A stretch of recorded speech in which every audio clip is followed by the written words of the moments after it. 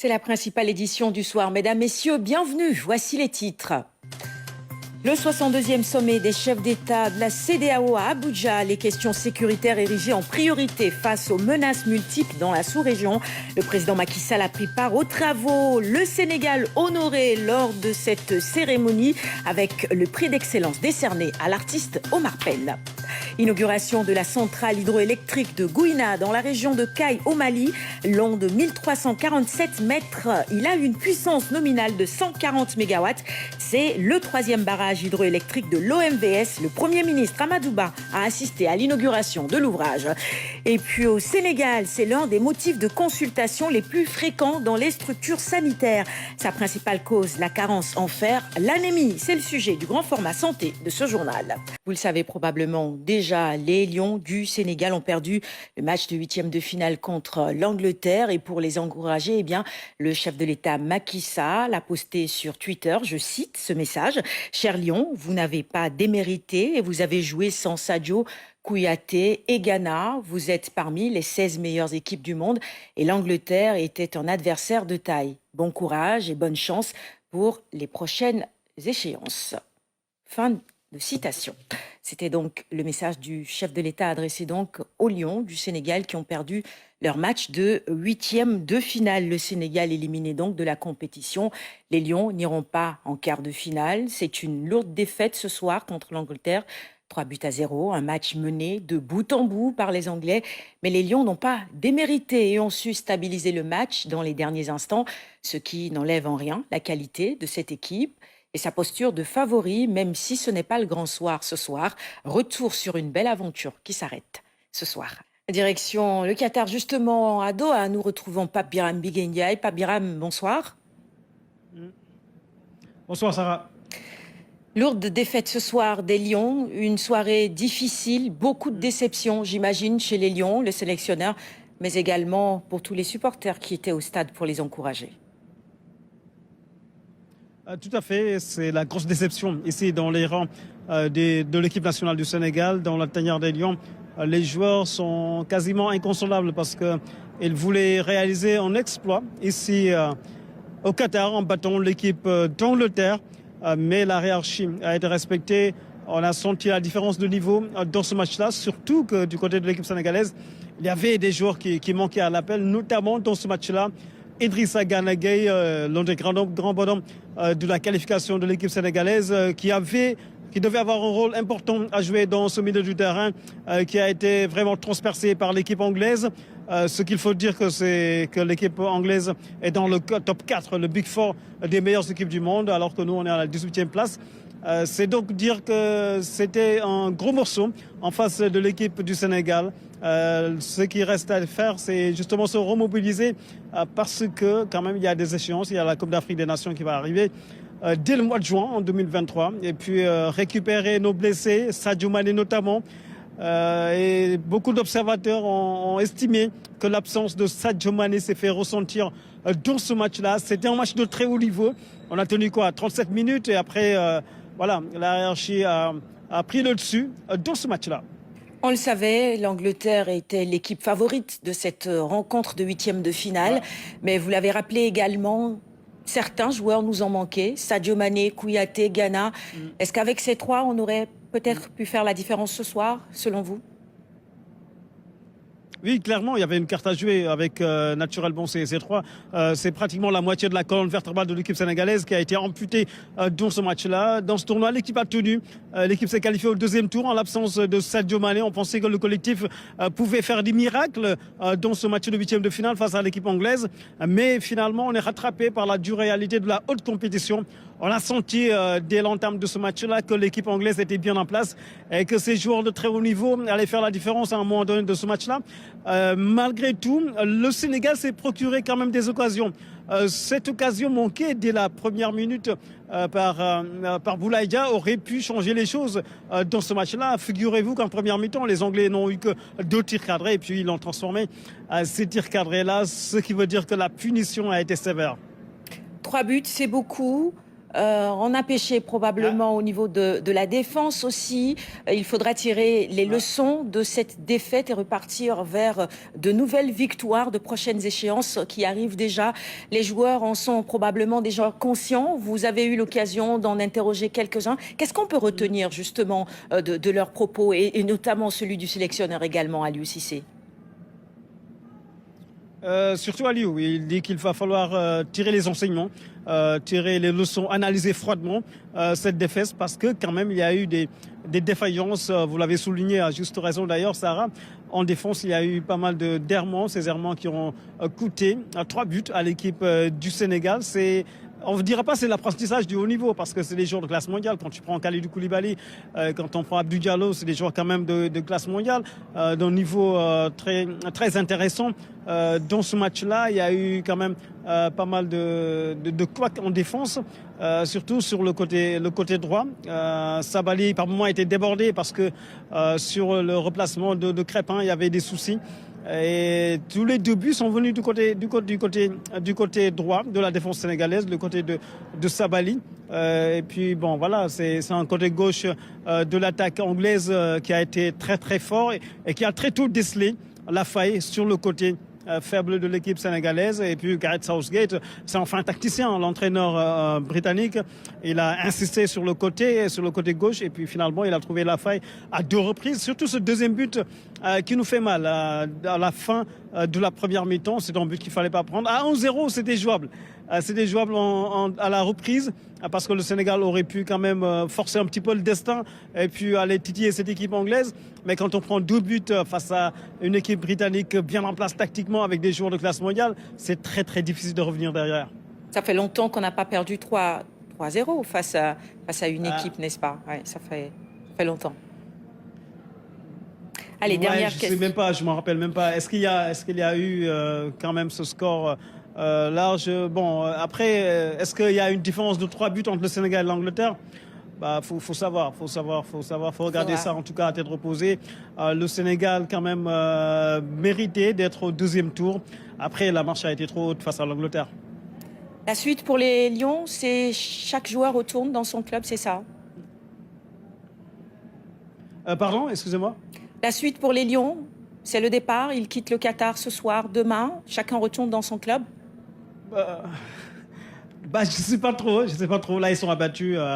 Bon, au niveau de l'administration, ils vont essayer de s'affairer autour de ça. Ce qui est sûr, c'est que les joueurs cadres de l'équipe vont rentrer probablement ce soir ou demain matin ou plus tard, parce que leurs clubs ont besoin de les récupérer et de les retaper physiquement pour qu'ils puissent être d'attaque pour la reprise en janvier, parce qu'il y a des échéances qui arrivent. Il y a la Champions League, il y a la Première Ligue, il y a le championnat de France également pour les Français. Mais ce qui est sûr, c'est que le réveil sera très très difficile demain matin ici au Qatar pour l'équipe sénégalaise, dont la Tanière de Lyon. Et à Dakar également, ce sera assez difficile, et même au Qatar pour les supporters. Merci beaucoup, Pape Birambi Ndiaye. Et bonne soirée à vous et à toutes nos équipes à Doha. Pour gagner, il fallait bien évidemment marquer ce que l'équipe de France a réussi à faire. Un peu plus tôt dans la soirée, la France qui élimine la Pologne et se qualifie pour les quarts de finale. Les Bleus ont battu les Polonais sur le score de 3-1, but de Olivier Giroud et un doublé de Kylian Mbappé. Parlons à présent de toute autre chose et je vous l'annonçais dans les titres. Le président Macky Sall a pris part ce dimanche au 62e sommet de la CEDEAO à Abuja au Nigeria. Le chef de l'État, les chefs d'État présents ont décidé de la poursuite du dialogue à propos de la transition au Burkina Faso, en Guinée et au Mali, en raison de la bonne dynamique de respect des chronogrammes. La lutte contre le terrorisme a également été érigée en priorité compte tenu de la dégradation de la situation sécuritaire dans la sous-région. Le reportage de nos envoyés spéciaux, Mamadou Belem et Omar Ning. Accueilli par le président en exercice, le président Embalo, le chef de l'État et ses autres collègues se retrouvent pour un rendez-vous important au regard des défis auxquels la CEDEAO fait face. Ce 62e sommet est en effet l'occasion d'aborder des questions cruciales. En bonne place, la transition au Burkina Faso, en Guinée et au Mali. Constatant la bonne dynamique de respect des chronogrammes de 24 mois, le sommet a décidé de la poursuite du dialogue avec des médiateurs à pied d'œuvre pour un bon suivi. Le terrorisme a également été érigé en priorité. Le mémorandum examiné par les chefs d'État met l'accent sur des actions concrètes à prendre compte tenu de la dégradation de la situation sécuritaire dans la sous-région. Le président hôte Muhammadu Buhari et le président en exercice Umaru Sissoco Embalo ont insisté sur la nécessité de renforcer l'union et l'intégration des peuples face aux urgences du moment. Lors de cette cérémonie, le Sénégal a été honoré avec le prix de l'excellence décerné au chanteur Oumar Pène dans la catégorie art. Le jury a salué le caractère éducatif de sa musique, surtout connue en Afrique de l'Ouest francophone et dans le monde. Son prix sera reçu par lui-même, accompagné de son épouse, Madame Banan Diaye, épouse Pène. Une reconnaissance de l'engagement de l'artiste pour la promotion de l'intégration africaine. Honneur pour le Sénégal avec à sa tête le président de la République Macky Sall qui s'est joint à l'artiste pour marquer ce temps fort. Un autre moment symbolique, la cérémonie de prestation de serment du nouveau président de la commission, Dr Omar Aliou Touré. Le diplomate gambien a posé un acte qui met en route sa mission. Et lors de cette cérémonie d'ouverture, le Sénégal a donc été honoré avec le prix de l'excellence décerné au chanteur Omar Pène. Le jury a apprécié le caractère éducatif de sa musique avec des thèmes aussi divers que la paix et l'intégration africaine. L'artiste a dédié son prix au président Macky Sall et à tout le peuple sénégalais. Nous l'écoutons au micro de nos envoyés spéciaux à Abuja. Nous sommes en Afrique, nous sommes panafricanistes, nous aimons notre continent. Et nous œuvrons pour la réussite de tout ce que vous entreprenez pour faire plaisir aux populations. Aujourd'hui, j'ai l'honneur de représenter mon pays ici et la chance de le faire devant mon président, le premier des Sénégalais. Donc, je dédie ce prix, cette distinction, devrais-je dire, à M. Macky Sall, le président du Sénégal. Disons simplement que ça encourage tous les Africains, n'est-ce pas, à s'améliorer et de bénéficier de ces distinctions comme vous l'avez si bien fait aujourd'hui. Donc, encore une fois, je vous remercie et je dis vive l'Afrique, mais surtout vive la CEDEAO. Merci beaucoup. Félicitations à l'artiste Omar Pène. Et puis, sommet de la CEDEAO toujours. Parmi les dossiers sur la table à l'ouverture de ce 62e sommet figure la lutte contre le terrorisme, les changements de gouvernement par voie non constitutionnelle et les processus de transition politique. À noter que le Gambien Oumar Aliou Touré est le nouveau président de la commission. Seydina Alioune Fall. La lutte contre le terrorisme est désormais une priorité dans la sous-région. Après le Sahel, le terrorisme s'étend à des pays côtiers comme le Togo et le Bénin.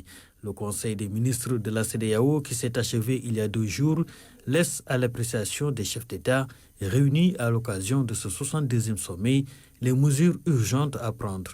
La CEDEAO a déjà élaboré un plan de lutte contre le terrorisme. Parallèlement, les pays qui constituent l'initiative d'Accra, à savoir le Bénin, le Togo, le Ghana, le Burkina Faso, la Côte d'Ivoire, le Niger, le Nigeria et le Mali, ont décidé au mois de novembre de renforcer leur coopération dans la lutte antiterroriste. Certains observateurs invitent à opter pour une seule et unique stratégie et non 2 dans la sous-région. La situation au Mali, au Burkina Faso et en Guinée préoccupe également. Ces 3 pays sont suspendus par la CEDEAO suite à un coup d'État. L'organisation souhaite accompagner ces pays suspendus des instances de la CEDEAO, mais s'oppose à ce que les militaires s'éternisent au pouvoir. Le nouveau président de la commission, le Gambien Omar Ali Touré, qui a prêté serment, s'est engagé pour la mise en œuvre des réformes devant permettre à la CEDEAO de répondre aux besoins des citoyens de la communauté. Après Abuja, le président Macky Sall est arrivé à Abidjan en début de soirée. Le chef de l'État doit prendre part au 23e sommet de l'UEMOA qui s'ouvre ce lundi dans la capitale ivoirienne. En plus des officiels, des compatriotes sont venus en masse lui souhaiter la bienvenue. Envoyés spéciaux Mamadou Belem et Oumar Nig. Arrivé dans la soirée, le président de la République Macky Sall a été accueilli par les autorités ivoiriennes qui tenaient à lui souhaiter la bienvenue à l'occasion du sommet de l'UEMOA qui s'ouvre ce lundi, ici dans la capitale ivoirienne. Le chef de l'État a marqué une pause de quelques minutes au pavillon présidentiel, alors que des compatriotes mobilisés en masse l'attendaient à l'extérieur.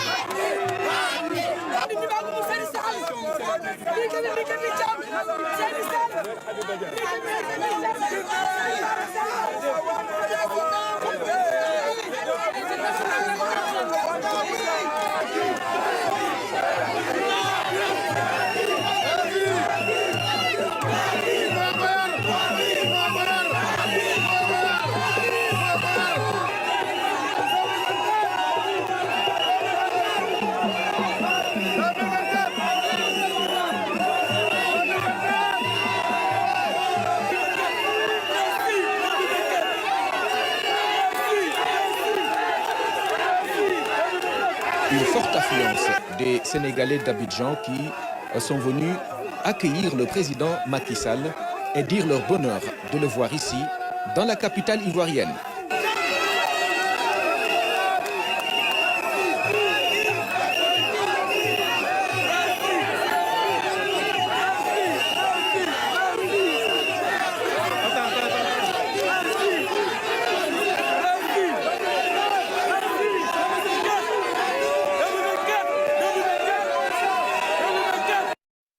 Le président Macky Sall dans la capitale ivoirienne pour les besoins du 23e sommet de l'UEMOA. Et puis sachez que la centrale hydroélectrique de Gouina, dans la région de Kaye au Mali, vient d'être inaugurée.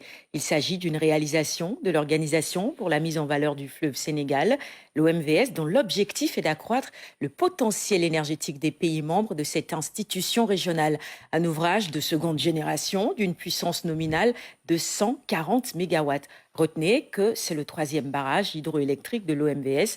Le Premier ministre Amadou Ba a assisté à la cérémonie. On retrouve nos envoyés spéciaux à Kaye, Aliou Ndiaye et Lamine Touré. 1h20 de vol Dakar-Kaye au Mali. À l'aéroport international d'Agdag de Kaye, le Premier ministre du Sénégal a été accueilli dans la solennité requise par son homologue Abdoulaye Maïga. Sur la route qui mène à Djamou, les populations sont sorties pour souhaiter la bienvenue aux délégations africaines. Le Diateguia malien a fortement exprimé à l'occasion de l'inauguration de cette centrale hydroélectrique de Gouina dans une commune rurale de 2300 km² dans les profondeurs de la région cayenne. Le Mali, la Guinée, la Mauritanie et le Sénégal ont encore manifesté leur compagnonnage économique à travers cette réalisation de l'OMVS. Avec la présente réalisation, l'OMVS vient d'aménager près de la moitié de ses sites de barrages hydroélectriques. Cet ouvrage est considéré comme un maillon de ce qu'on appelle les ouvrages de seconde génération. Ce barrage a une puissance nominale installée de 140 MW et un productible moyen de 607 gigawattheures. La délégation du Sénégal a été conduite par le Premier ministre. Amadou Ba est venu représenter le chef de l'État à l'inauguration de la centrale hydroélectrique de Gouina. Les chefs d'État des pays membres de l'OMVS comptent renforcer le processus de maîtrise de l'énergie au niveau régional. Il s'agit d'un acte fort et il s'agira pour nous de mettre en œuvre la vision de nos différents chefs. Nous savons tous que le président Macky Sall est très engagé pour l'unité de l'Afrique. Il est très engagé pour l'intégration et l'orientation et l'instruction qu'il a bien voulu donner à son gouvernement, c'est d'œuvrer dans cette direction, de faire que tous les projets intégrateurs Le président Macky Sall s'est engagé et nous le mettrons en œuvre. Et je suis sûr qu'il en est de même pour tous les autres chefs d'État avec qui il partage cet idéal et qui sont aujourd'hui à la tête des États qui sont membres de cette organisation. Je veux parler de la Guinée, de la Mauritanie, du Mali et du Sénégal. Cet ouvrage renforce les nombreuses réalisations au niveau de Diama, Manantali et Fellou. L'Organisation pour la mise en valeur du fleuve Sénégal a compris l'impact socio-économique de ce cours d'eau, un cours d'eau dont le management régional a été récemment récompensé au Forum mondial de l'eau de Dakar. Le Sénégal va poursuivre et consolider son engagement pour la continuité des projets de l'OMVS. Je pense que l'OMVS a montré à travers le monde que c'est une organisation très crédible, que c'est une organisation robuste qui a maintenant 50 ans et c'est une organisation qui a fait des réalisations. Je pense que nos populations en profitent et en bénéficient. Aujourd'hui, il n'y a pas de raison. Je pense que tous les chefs de gouvernement ont reçu mandat de poursuivre, de rechercher des financements pour que les autres projets soient exécutés assez rapidement, pour le bénéfice de nos populations. Les délégations des 4 pays qui valorisent les potentialités économiques du fleuve Sénégal ont visité le site de pilotage de la centrale hydroélectrique de Gouina, une infrastructure moderne réalisée avec le concours de la République populaire de Chine. Le grand format santé diagnostique aujourd'hui l'anémie, un motif très fréquent de consultation. Au Centre national de transfusion sanguine, par exemple, sur 30 patients, les 25 consultent pour une anémie, un dysfonctionnement qui peut avoir plusieurs causes, mais la plus fréquente est la carence en fer. Khalidou Bey, Massirou Faye et Oumou Baldé signent ce dossier. Centre national de transfusion sanguine. En dehors des actes de transfusion et d'analyse médicale, il y a aussi des consultations en hématologie. Le centre dispose d'un service clinique. Sur 30 patients qui consultent par jour, les 25 viennent pour une anémie. Je prenais les escaliers, j'étais très essoufflée et des maux de tête aussi. C'est ça qui m'a poussée à aller consulter. Et à travers les analyses de sang, on a découvert que c'était une anémie et là, je suis rentrée sous traitement. Ce dysfonctionnement peut avoir plusieurs causes. La plus fréquente est liée à l'alimentation pauvre en fer ou d'autres micronutriments. Dans notre pays, les causes les plus fréquentes d'anémie, ce qu'on appelle les anémies nutritionnelles, c'est des anémies carentielles. Parce que pour former des globules rouges, nous avons besoin de certains oligo-éléments comme le fer, le cuivre, de certaines vitamines comme l'acide folique, la vitamine B12, et tous ces éléments nous proviennent de l'alimentation. Et bien entendu, le terrain préférentiel pour ces carences, c'est l'enfant qui est en croissance, c'est la femme pour 2 raisons. D'abord pour des raisons des menstruations, mais également chez les femmes enceintes. Et les autres causes d'anémie, c'est les anémies qu'on rencontre par exemple chez les personnes qui saignent. Alors on a aussi des anémies génétiques, d'origine génétique. Bon, dans nos pays par exemple, c'est le cas de la drépanocytose. Et ce sont des globules rouges qui sont anormaux et qui sont détruits en permanence. Autant de facteurs qui peuvent entraîner des troubles qui impactent le patient. Le premier signe de l'anémie, c'est la pâleur. La pâleur n'est rien d'autre que le fait qu'au niveau de la peau et des muqueuses, il n'y ait plus de sang. Ce sang est dévié vers d'autres organes qui en ont le plus besoin. Alors, si ces mécanismes de compensation sont dépassés, alors les organes vont souffrir. Alors, le cerveau va souffrir, et ça va se traduire par des maux de tête, par une fatigue. Le cœur va souffrir, parfois des bourdonnements d'oreilles, un énervement, les gens sont énervés. Alors bien entendu, s'il n'y a pas assez d'oxygène, les complications peuvent survenir. La première, c'est qu'il peut y avoir une insuffisance cardiaque. Il peut y avoir des comas, complications qui sont quand même très graves, parfois même mortelles, notamment dans les tableaux d'insuffisance cardiaque.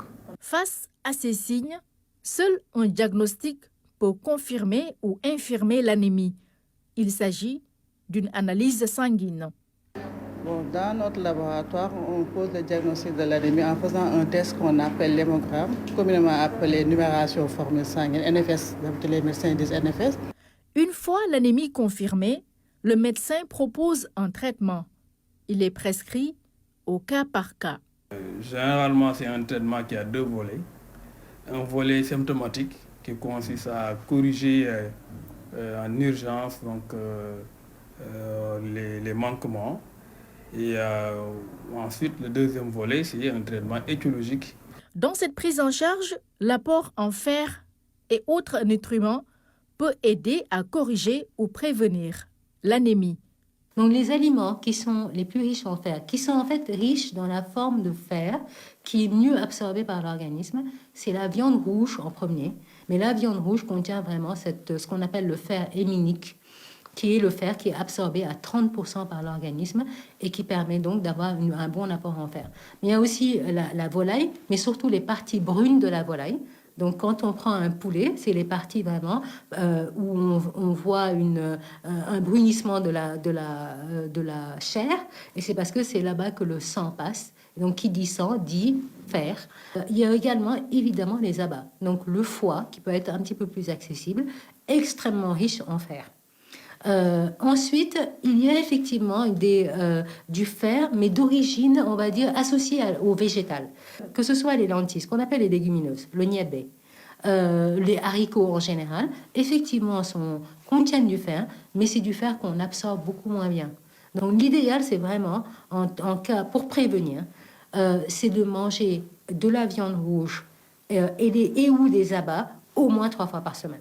Alors, la viande, quand on parle de viande rouge, on va toujours opter pour une viande rouge maigre. Donc, ça va être la viande de bœuf, la viande de chèvre. Et quelle que soit la viande, de toute façon, on est censé retirer toutes les parties grasses et préparer vraiment la partie rouge, qui est donc le muscle. Quand on dit manger de la viande rouge 3 fois par semaine, nous parlons toujours de portions raisonnables et c'est aussi d'après les recommandations de l'OMS.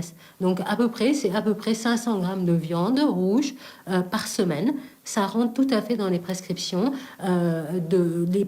diététiques. Ces conseils diététiques s'appliquent d'ailleurs dans le cadre d'une alimentation équilibrée, sauf nécessité d'un régime spécifique.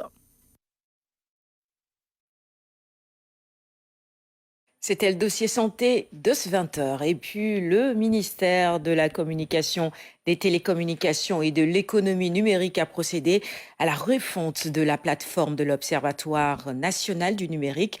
La nouvelle plateforme web va permettre de mieux apprécier l'état d'utilisation des TIC. Elle doit également permettre de mieux mesurer le niveau d'accès du citoyen sénégalais aux données numériques. Amadou Diallo et Fatoumata Savané. Le numérique, un domaine incontournable pour l'atteinte des objectifs de développement. La stratégie Sénégal numérique SN 2025 s'inscrit dans ce cadre, d'où la refonte de la plateforme de l'Observatoire national du numérique, et ce, pour plus de dynamisme. Nous avons un écosystème quand même qui est assez dynamique. Ça, il n'y a pas de souci. L'État a fait beaucoup d'investissements pour améliorer la qualité des infrastructures. Nous avons un plan national haut débit et même très haut débit. Nous avons des financements aujourd'hui, des accompagnements avec la Banque mondiale pour renforcer la partie infrastructure. Ce qui nous reste, c'est développer les usages et les services. Et ça, pour ça, il faut créer un écosystème qui soit assez dynamique. L'État a mis en place un dispositif pour accompagner les startups. Le numérique, dans ses multiples usages, constitue une niche d'emploi. Il est également créateur de richesses, un véritable outil de performance économique. Et il y a quelques années, il y a eu un débat sur les indicateurs de l'Internet, et les indicateurs en fait, de performance. Et à ce moment-là, on a le chapitre sénégalais avec l'apport de ISOC Monde et puis avec le soutien du ministère, a lancé une étude sur les indicateurs. Cette étude d'indicateurs qui a été publiée en 2018 a permis de faire en base l'ossature de l'observatoire dont on a parlé aujourd'hui, l'observatoire des usages du numérique. Et c'est ça qui est important. C'est-à-dire que derrière, nous avons un apport aussi à faire. L'État nous a suivis et c'est cet observatoire donc, qui a été initié sur la base de ces indicateurs qui a été mise en place avec le soutien des membres de ISOP. Promouvoir l'accès aux services publics de qualité à travers le numérique est l'objectif majeur du PACNAM, projet d'appui à la gouvernance numérique à travers la stratégie SN 2025. Le PNUD, depuis 2020, collabore avec le gouvernement du Sénégal, notamment le ministère en charge de l'économie numérique. Dans un premier temps, dans l'actualisation de la stratégie SN 2025, mais aussi son opérationnalisation. Ce projet accompagne le ministère de la Justice, les collectivités territoriales, le ministère de la Santé pour pouvoir promouvoir le numérique dans ces secteurs. La nouvelle plateforme de l'Observatoire national du numérique va être un carrefour pour observer, collecter, partager et interpréter les données numériques et aider au processus de choix et de positionnement stratégique. Coopération entre la Turquie et le Sénégal, le quartier Komiko 1 de Kermassar a réceptionné un tout nouveau forage. L'infrastructure est acquise grâce à la fondation turque et elle va permettre aux habitants de se ravitailler correctement en eau. Dame Silla. Ce deuxième forage implanté ici au quartier Komiko 1 de Kermassar est réalisé grâce à la fondation turque en partenariat avec le Forum islamique pour le développement et l'éducation au Sénégal. L'objectif est de permettre aux habitants de se ravitailler correctement en eau.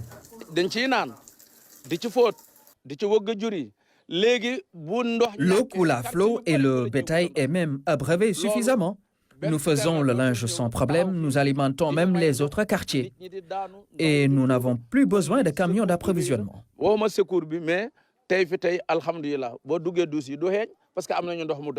De 2017 à aujourd'hui, la fondation turque a réalisé plus de 45 forages dans différentes localités du pays. Les quartiers les plus défavorisés sont ciblés. On n'a pas vraiment des cibles, on va dire, choisies ou épinglées, parce que si on aurait fait ça déjà, on n'aurait pas fait ce forage à Dakar. Puisque de dehors, quand on regarde Dakar, c'est une très grande ville, une ville développée avec un grand urbanisme.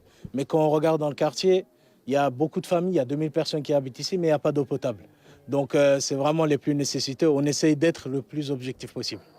Au-delà des forages, la fondation intervient aussi dans d'autres secteurs comme l'éducation, la santé, mais aussi et surtout le social, pour mieux soulager les populations.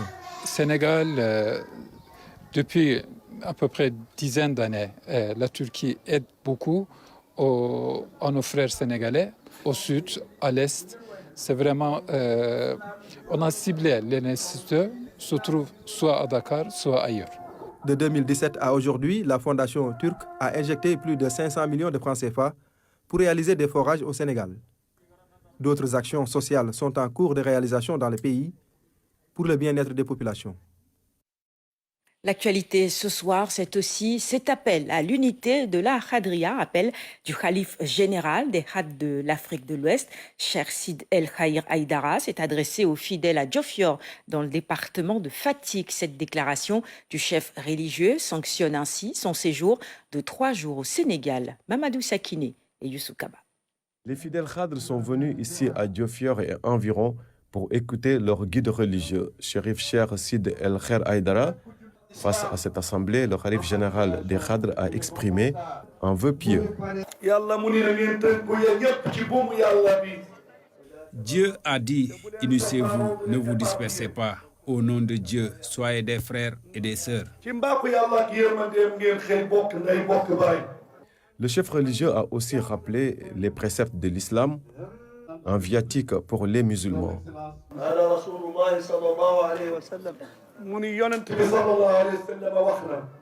Le prophète Mohammed, paix et salut sur lui, a dit, ne soyez pas méchants les uns envers les autres, aimez-vous les uns les autres, soyez des frères et des sœurs. Toujours souhaitez le bien pour l'autre comme vous le voulez pour vous. Auparavant, son porte-parole a remercié tous ceux qui, de près ou de loin, ont contribué à la réussite de l'événement ici à Diofior. La localité symbolise un passage important de l'histoire du cheikh et de sa descendance.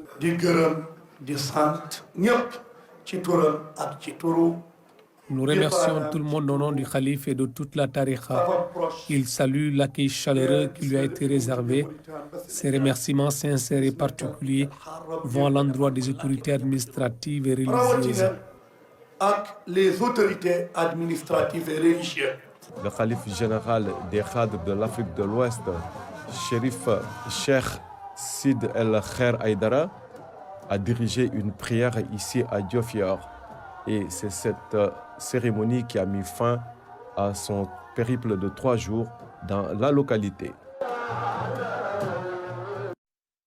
70 unions scellées, la tradition a été respectée à l'occasion de la ziara annuelle de la communauté laïenne à Yoff. Les mariages collectifs, une recommandation du premier khalife de Seydina Limamoulaye Al-Mahdi. L'objectif visé par Seydina Issa Laye est d'éviter la déperdition des jeunes. Kaltoum Gueye. 70 mariages scellés à Yoff Layène. Encore une fois, la tradition a été respectée. Ils sont venus de toutes les localités laïennes pour l'occasion. Ces mariages ont été initiés par Seydina Issa Rouhoulahi, premier khalife de Seydina Limamoulaye Al-Mahdi. Juste rappeler que ce sont des unions souhaitées. Avant la célébration, toutes les dispositions idoines sont prises. Notamment, il faut d'abord comme condition qu'il y ait accord entre les deux conjoints, le garçon et la fille, et ensuite l'approbation des parents, n'est-ce pas? Et le jour J, la dot, elle est juste symbolique. Dans le temps, c'était 4 500, ça a évolué 5 000, aujourd'hui c'est 10 000 maximum. Et voilà, et actuellement les mariages sont en train de célébrer à l'intérieur par groupe, devant ceux qui demandent le mariage pour le compte de l'homme, du garçon, ceux qui accordent le mariage de la part de la fille, et avec les différents témoins qui présentent leurs pièces d'identité. Et les mariages sont enregistrés ici avec un certificat au niveau de la mosquée. Et voilà, après, il faudra aller régulariser au niveau de l'état civil, comme ça se fait pour les grandes personnes. Voilà, et vraiment, c'est à la grande satisfaction et des parents et des conjoints, mais également, ça évite le célibataire qui, en tout cas, devient même inquiétant dans une certaine mesure. Tout ce que tu peux donner à ton épouse, ça dépend de toi et de tes moyens. Si tu as des milliards, tu peux donner. Si tu as 1000 francs, tu peux donner. Si tu n'as rien, il faut le donner avec le bon cœur. Tout ce que l'imam recommande, c'est de fonder une famille, de respecter sa femme et que ta femme te respecte. Et suivant ce respect, vous allez éduquer vos enfants dans les règles et les bases de l'islam. Une organisation socio-culturelle qui a pour objectif d'éviter la déperdition des jeunes. Je crois que même ceux qui ne sont pas de la communauté Ahlullah et Laïenne ont salué. J'ai même, je crois, entendu l'année dernière RFI en parler. Parce qu'en fait, la femme, c'est le support de la famille. Si la femme est bien protégée, c'est la famille qui est protégée. Et la meilleure façon de protéger la femme, c'est le mariage. Donc, parce que avec le net, avec les réseaux sociaux, on voit du tout. Il y a pas mal de contentieux qui sont là, qui touchent les femmes, etc., etc. Mais Seydina Limamou a choisi de mettre la femme au milieu de sa protection, parce que la femme, c'est la famille. Mais aujourd'hui, il y a des gens qui aujourd'hui ont des petits-fils. Ils sont nés dans ce type de mariage-là. Moi, je ne sais pas, peut-être comment j'en suis, je ne sais pas. Mais je sais qu'il y a je connais des gens qui sont nés, qui sont grands-pères aujourd'hui et qui sont nés dans ces mariages-là. Que moi, j'ai pas mal d'amis qui connaissent mon rang au niveau de la communauté laïenne et qui me félicitent en me disant, Libas, si tout le monde avait fait comme vous, aujourd'hui la déperdition serait moindre. Ainsi, les pesanteurs sociaux sont allégés, les protocoles culturels également. Tout est fait selon les préceptes de l'islam. Et puis célébration ce 2 décembre du 51e anniversaire de la fête nationale des Émirats arabes unis. La communauté émirati au Sénégal a marqué cette date symbolique par une belle fête à Dakar, une occasion pour l'ambassadeur des Émirats arabes unis de magnifier la coopération entre les deux pays. Oumou Kalsoum Sall. Même à des milliers de kilomètres, ils s'associent à la célébration du 51e anniversaire de la fête nationale de leur patrie. Une belle occasion pour les Émiratis résidant au Sénégal de partager leur fierté de voir le pays résolument engagé sur la voie du développement. À l'aube de son cinquantenaire, le gouvernement des Émirats arabes unis a adopté un nouveau cadre référentiel de gouvernance adossé sur 10 principes vecteurs, avec comme objectif la transformation structurelle du pays par le développement d'une économie du savoir, la promotion des industries créatives, afin de bâtir un État futuriste et un pays leader dans les secteurs de la 4e révolution industrielle. Les Émirats arabes unis restent le premier partenaire commercial du Sénégal dans le monde arabe, avec un volume d'échanges qui dépasse 600 millions de dollars. À cette heureuse occasion, je voudrais me féliciter ici de l'excellence des relations d'amitié et de coopération qui lient les Émirats arabes unis à la République amie du Sénégal. Une relation solide et dynamique, marquée par des échanges réguliers et des rencontres permanentes à tous les niveaux, au service d'une coopération fructueuse dans des domaines aussi divers que variés. Et ce, grâce à l'engagement et la volonté commune de son Altesse Cheikh Mohamed Ben Zayed, président des Émirats arabes unis, et de son Excellence le président Macky Sall, qui œuvrent ensemble pour l'édification d'un partenariat stratégique global entre nos deux pays.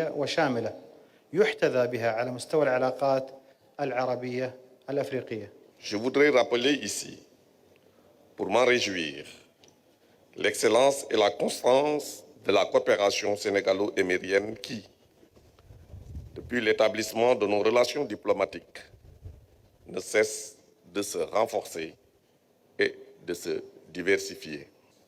À l'orée de l'exploitation par le Sénégal de son pétrole et de son gaz, ces dernières visites ont été saisies par le président de la République pour solliciter l'assistance des Émirats arabes unis en ce qui concerne le partage d'expériences réussies en tant que pays producteur et exportateur de pétrole et de gaz.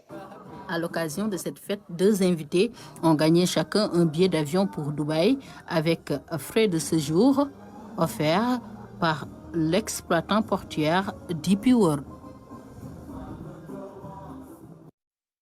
Une foire culinaire pour vendre la destination malaisienne. Les différentes facettes de la cuisine de la Malaisie ont été présentées à la population sénégalaise. Une séance de dégustation qui a vu la participation des amis de la Malaisie, des partenaires techniques et de la presse. À travers cette manifestation, les autorités de la représentation diplomatique travaillent à mieux faire connaître leur pays. Kaltungem a goûté à tous ces mets copieux pour nous. Regardez. La gastronomie malaisienne revisitée pour les Sénégalais, une séance de dégustation pour présenter l'art culinaire du pays, une trouvaille de l'ambassade pour vendre la destination. Alors cet événement d'aujourd'hui est le fruit de 30 ans de relations entre la Malaisie et le Sénégal. Vu que cette ambassade a été établie au Sénégal depuis les années 92, cette année nous célébrons notre 30e anniversaire. Avec ça, nous avons voulu organiser cet événement pour montrer la gastronomie malaisienne à la communauté sénégalaise, pour faire un partage et aussi pour que les Sénégalais puissent avoir une idée, goûter à la cuisine malaisienne, faire la différence avec leur cuisine. Un axe de la coopération entre le Sénégal et la Malaisie, 2 pays avec beaucoup de similitudes, une diversité culturelle à renforcer. For example, Malaysia and Senegal, we have a cooperation in the sector of tourism. La coopération que nous voulons établir découlant de cet événement est la coopération du tourisme et aussi de la gastronomie. Vous voyez, comme il y a des similitudes entre le Sénégal et la Malaisie, nous avons voulu établir cette coopération qui va mettre en avant le tourisme entre les deux côtés. Vu qu'on a des officiers, des agents du tourisme au Sénégal qui sont en Malaisie, vice-versa, on a voulu mettre en avant la gastronomie malaisienne, par exemple, pour avoir une coopération bien entretenue. More cooperation, especially in the areas of tourism, where both countries share a lot of common values and cultures.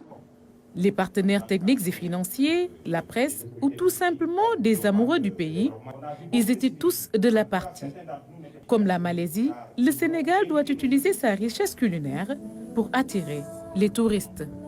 C'est important quand même de voir la technicité, cette imagination qui a été utilisée pour transformer ces produits. Et je crois que c'est là l'important. Comment faire la transformation des produits locaux, ces produits de la mer, pour en faire une véritable, un véritable levier de la gastronomie sénégalaise et de la gastronomie malaisienne, pour faire de la gastronomie un outil de vente de la destination. Je crois que c'est là où on doit en arriver. Les Malaisiens sont là au Sénégal. Aujourd'hui, ils nous montrent ce qu'ils sont en train de faire avec la gastronomie. Nous autres Sénégalais aussi, on doit s'appesantir sur la gastronomie sénégalaise pour montrer notre savoir-faire, pour montrer le savoir-faire de nos chefs de cuisine. Surtout que notre Thiéboudian national est maintenant inscrit au patrimoine mondial de l'UNESCO. Je crois qu'on doit, au-delà de Thiéboudian, montrer toute cette gastronomie sénégalaise pour que les gens ne viennent plus au Sénégal uniquement pour le balnéaire, pour qu'on ne vienne plus uniquement pour, les plages ou les beaux sites, mais pour que les gens viennent au Sénégal pour découvrir la gastronomie sénégalaise. C'est une sélection des meilleurs mets qui a été présentée.